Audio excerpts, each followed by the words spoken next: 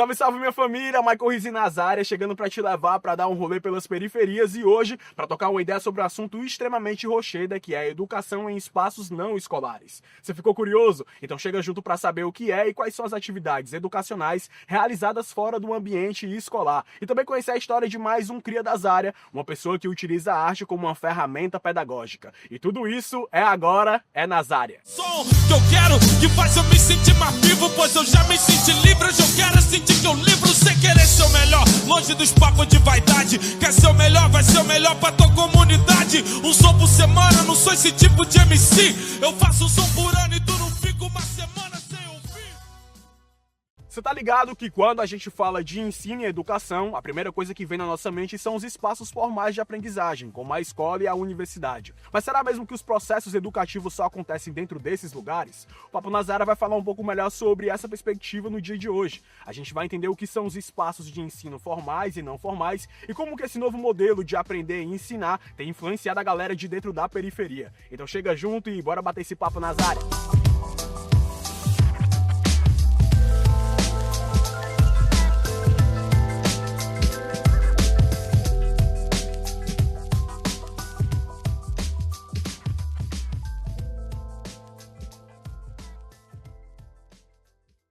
Salve, salve minha família, Rizzi na voz aqui diretamente do projeto Qualificação Itinerante, que faz parte aí desse grande projeto que é o Dignidade para a Infância, da Associação Beneficente Pequeno Nazareno. Eu já tô com um bonde aqui, ó, grandão, pra gente poder trocar uma ideia sobre o tema do programa de hoje, que a gente já tava batendo aqui um papo com a galera, tá ligado? E aí, minha família, eu queria saber de vocês justamente o que a gente já vinha falando, tá ligado? Pra vocês, quando vocês escutam a palavra aprendizagem, educação, ensino, o que é que vocês entendem? O que é que vem na cabeça de vocês, assim, na mente de vocês, quando vocês escutam essa palavra? Trabalho, escola, esporte. E se a gente tira a perspectiva da escola, quais são os outros espaços que vocês acham que também dá pra gente aprender alguma coisa?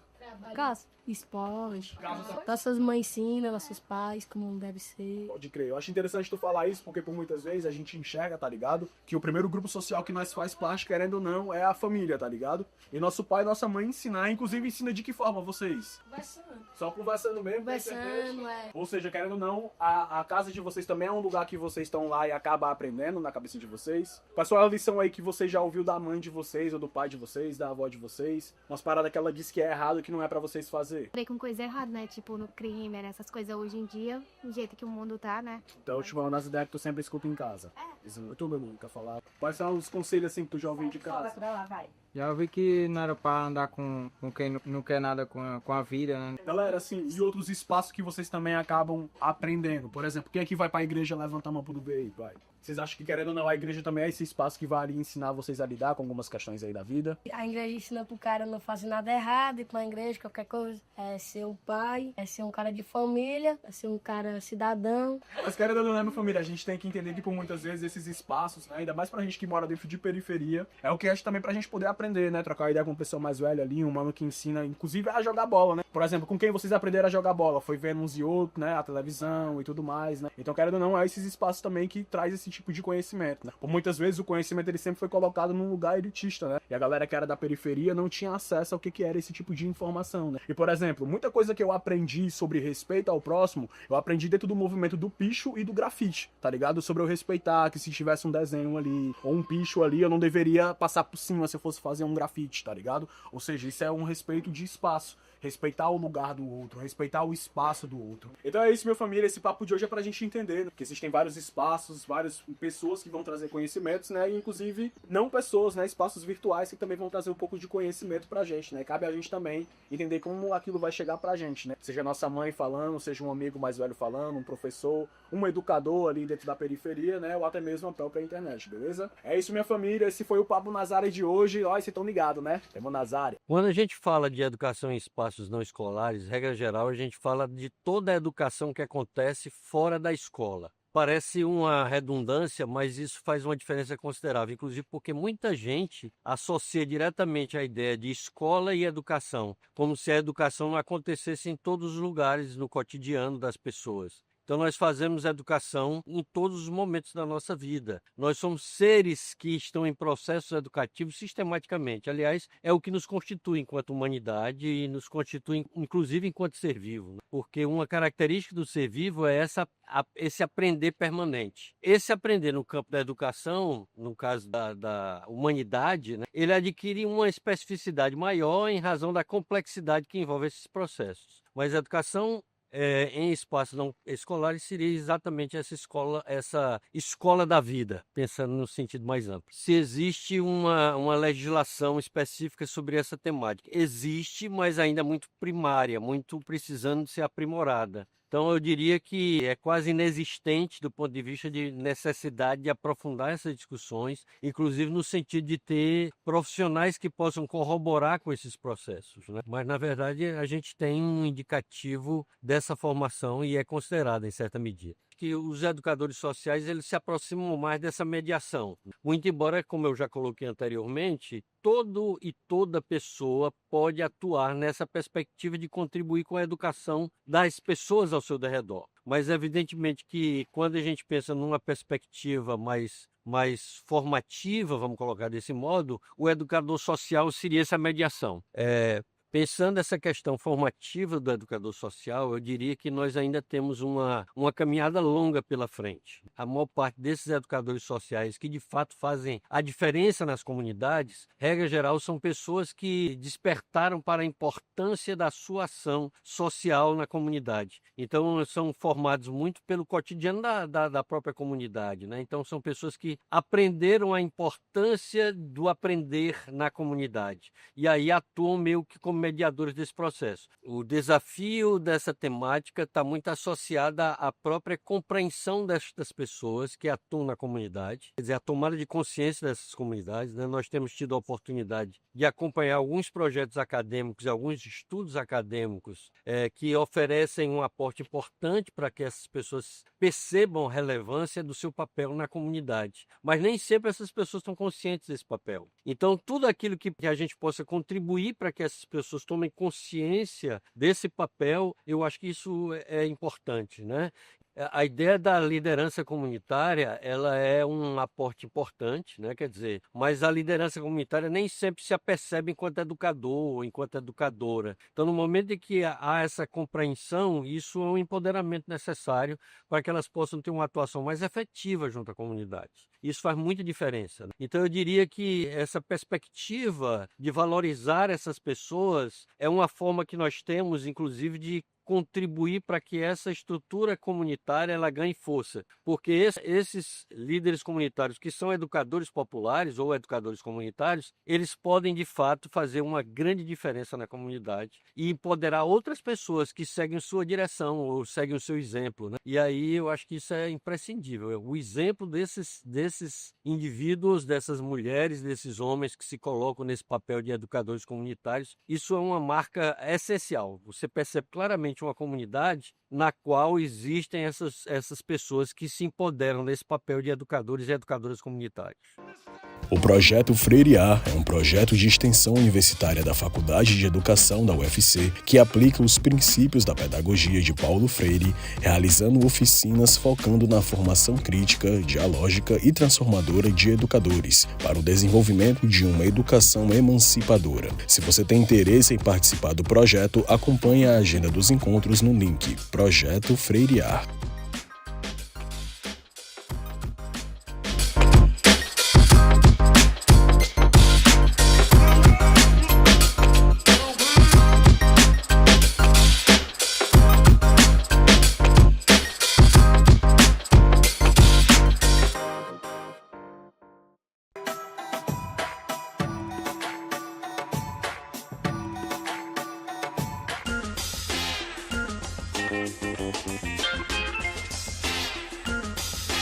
Buscando proporcionar uma experiência enriquecedora e uma oportunidade de aprendizado mais eficiente, uma galera de coletivos e projetos sociais de periferia realizam suas atividades educacionais em vários espaços, seja em becos, vielas, praças e até mesmo na rua. E utiliza inclusive a arte e a cultura como a ferramenta principal de transformação. E hoje o Corre nas Áreas vai te levar para conhecer de perto um desses projetos, uma galera que realiza ações educativas a partir da experiência de vida de cada um dos educandos. Afinal, você tá ligado que aprender e ensinar é um processo coletivo. Chega junto e bora ver esse corre gerando nas áreas.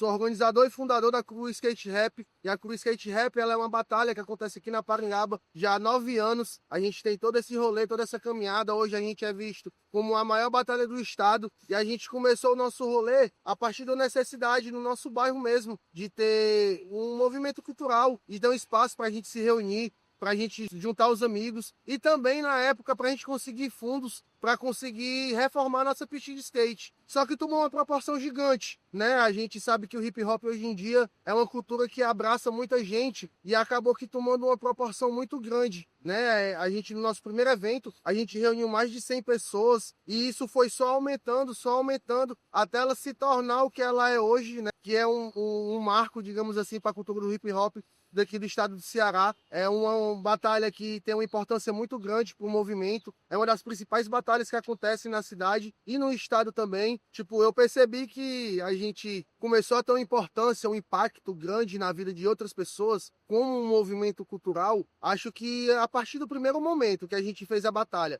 nossa, realmente isso daqui que eu estou fazendo não é só algo que eu vou fazer para reformar o meu espaço. Vai ser algo que eu vou conseguir fazer para poder levar a cultura para a galera. É algo que eu vou fazer para conseguir abraçar mais gente, dar oportunidade para as pessoas, fazer as pessoas ter uma visão de vida diferente do que elas têm, sem precisar passar por coisas que eu mesmo passei na minha adolescência. A Crew, ela sempre teve essa pegada de ser um movimento político. O hip hop, ele é um movimento político, né? Ele é um espaço de política, porque tudo que se vai contra uma parte do sistema é um ato político. E quando a gente fala que é um ato político, a gente não fala de partido político. A gente fala de fazer política, né? De gerar um debate, de botar uma semente na cabeça das pessoas. Tanto abraçando todo tipo de gente, mulheres, pessoas LGBTs têm vagas confirmadas, abordando essas pautas.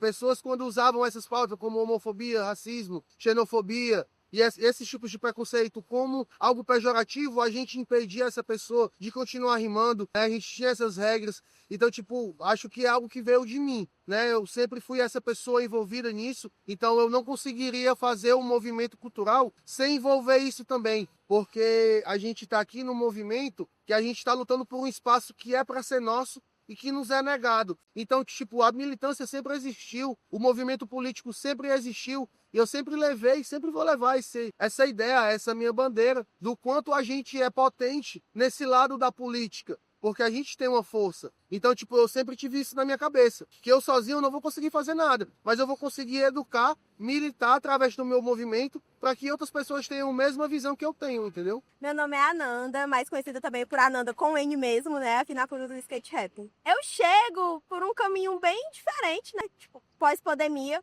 pela universidade, né? O pessoal da Crew do Skate estava se apresentando lá na Universidade Estadual do Ceará, onde eu estudo, faço serviço social. E aí eu acabei conversando com o Feixe, e aí acabei recebendo o convite para participar da organização da batalha. Inclusive virou minha pesquisa também, né, de campo, de trabalho de conclusão de curso. A Cururu, ela realmente mudou a minha vida. Eu pesquiso sobre a educação política presente na Cururu Skate Rap, né? Como esse espaço cultural é um espaço formativo, tanto politicamente, educacional, né, para esses meninos, para todo mundo que frequenta, né, não só os MCs, mas também a própria plateia. Os meninos, eles sempre muito agitados, às vezes a gente tenta, por exemplo, fazer uma roda de conversa, e eu percebo que eles conseguem se concentrar e aprender muito melhor, às vezes, quando eles estão rimando, né, tipo, ali naquele momento de troca, de pergunta, de resposta, que eles precisam fazer esse esforço de pensar e atacar e contra-atacar, e eles aprendem muito, né, tipo, de tudo, de biologia, de história, de geografia, de política, combate ao racismo, às violências, e tudo isso ali enquanto eles estão rimando, né. Cururu Skate Rap é um movimento cultural autogestionado que organiza a maior batalha de rimas do estado do Ceará. Se você deseja conhecer uma experiência de ação educativa em espaço não escolar, acesse o link @Cururu Skate Rap e fique por dentro da agenda de cultura urbana periférica promovida por essa galera de Fortaleza.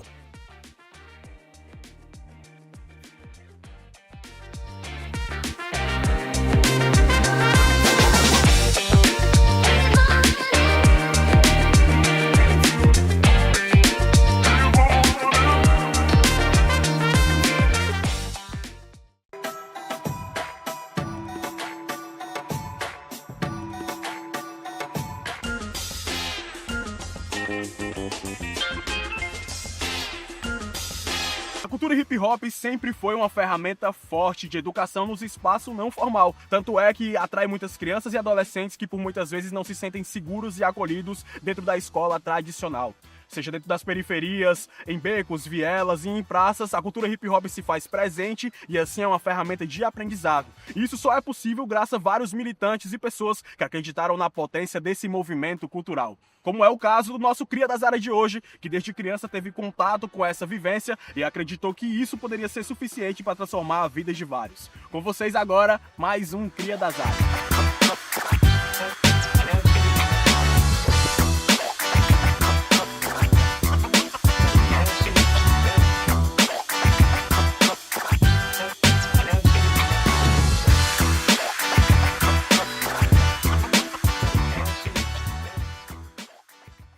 A educação também nasce nas ruas. Nasce nas periferias, nos saraus, batalhas de rima, rodas culturais e encontros espontâneos, que também são espaços de troca e formação. Ali, a arte cria pertencimento, fortalece vínculos e produz um aprendizado vivo, que dialoga com a realidade e transforma quem participa. E se esses espaços existem hoje, é porque muita gente das favelas e periferias construíram tudo de forma autônoma. Artistas, coletivos e educadores populares seguraram a responsabilidade, garantindo que a arte-educação resistisse e se tornasse referência dentro das comunidades. E hoje a gente apresenta mais um Cria das Áreas, o educador social Matheus Mendes, ou mais conhecido como Zica. Foi nesse espaço de construção coletiva e que tem a rua como sala de aula que a sua formação aconteceu. E hoje ele utiliza a arte e a cultura como uma ferramenta de transformação social, aproximando juventudes, fortalecendo territórios e reafirmando a potência das periferias. Matheus Mendes, o Zica, tem 27 anos. É natural de Fortaleza, Ceará, cria da Vila Manuel Sátiro e atualmente é morador do Grande Janguruçu, territórios que moldaram sua vivência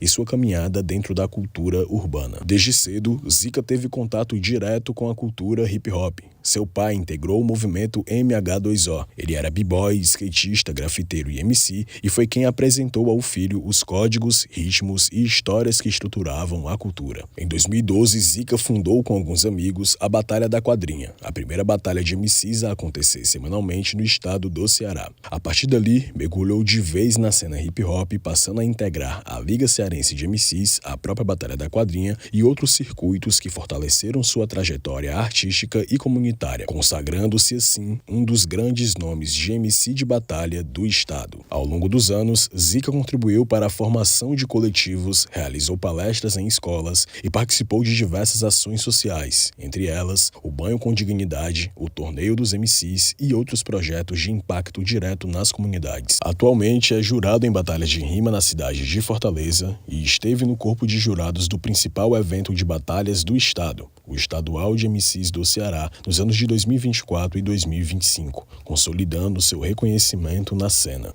Zica também recebeu uma homenagem pela Câmara Municipal de Fortaleza pelos serviços prestados à população em situação de rua, no projeto Banho com Dignidade, durante a pandemia da Covid-19. O projeto oferecia uma estrutura de banho e higiene, alimentação e roupas limpas à população em situação de rua. Além disso, também foi homenageado pela organização MH2O, pelos serviços prestados à cultura hip-hop, organização essa que seu pai também fez parte. Então, deixamos aqui o nosso agradecimento a Matheus Mendes, o Zica, por mostrar com sua caminhada que a educação no Brasil não se limita aos muros da escola ou universidade. Ela pulsa nas comunidades, nas expressões culturais, nas iniciativas que o próprio povo cria para garantir o direito ao saber. Muito obrigado, Zica.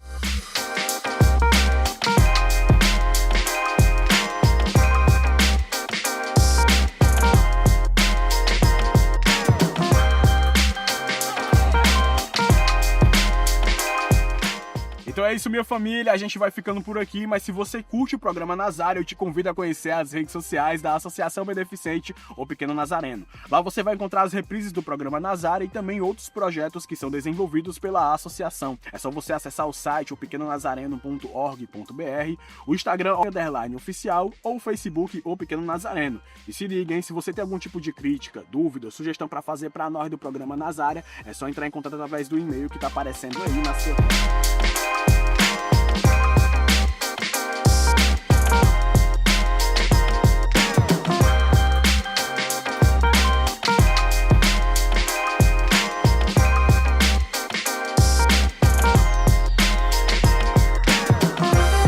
Então é isso, minha família, o Nazária de hoje vai ficando por aqui. Espero que você tenha aprendido e tenha curtido um tema do programa de hoje. A gente se despede deixando uma mensagem de força e encorajamento para toda a galera que faz o corre educacional acontecer dentro da Nazária através da música Griot, do MC Marechal, que diz: o que eu quero é algo que faz eu me sentir mais do que vivo. Pois eu já me senti livre e hoje eu quero é sentir que eu livro. Sem querer ser o melhor, longe dos papos de vaidade, quer ser o melhor, vai ser o melhor pra tua comunidade. Um abraço a todos, fiquem bem, até semana que vem aqui na TVC. Que eu quero que faz eu me sentir mais vivo, pois eu já me senti livre. Hoje eu quero sentir que eu livro sem querer ser o melhor, longe dos papos de vaidade. Quer ser o melhor, vai ser o melhor pra tua comunidade. Um som por semana, não sou esse tipo de...